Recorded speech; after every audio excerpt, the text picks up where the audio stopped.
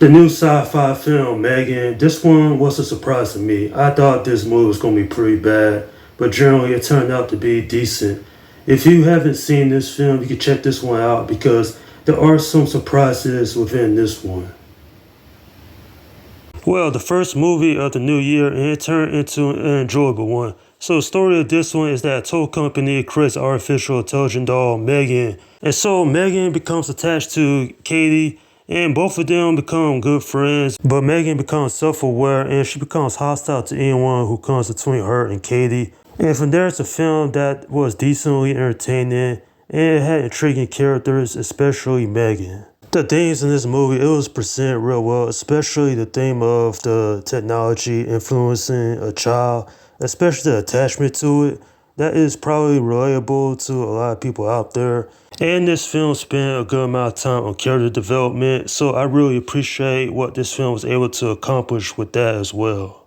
At the end of the day though, you can check this one out because it is something interesting and it's not a dumpster fire, not even close to one.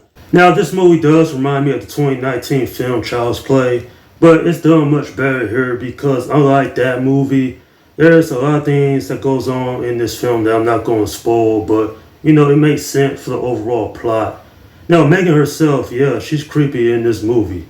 You know, there's one part in the film where she's being sass, and then there's another part where she's dancing. I'm like, okay, this is more comedic horror than straight up horror.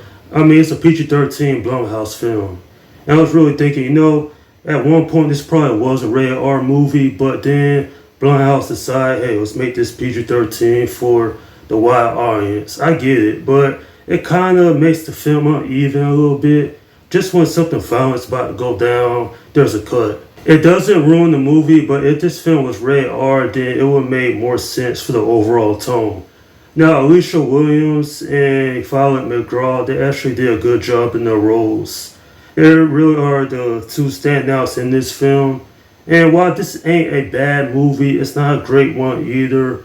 And I have heard talks that there might be a sequel in the works, so I thought, you know, that might be interesting.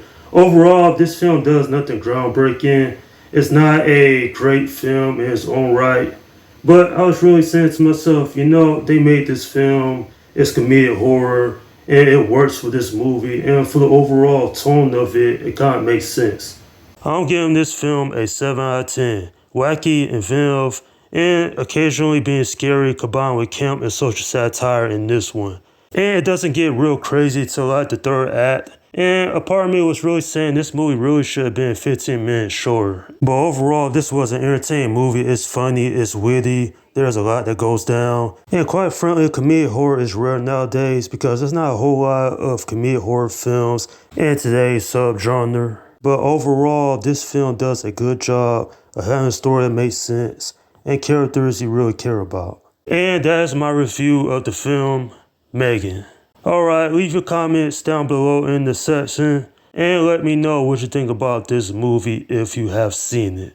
Okay, this is Slim Guy 172 saying peace out.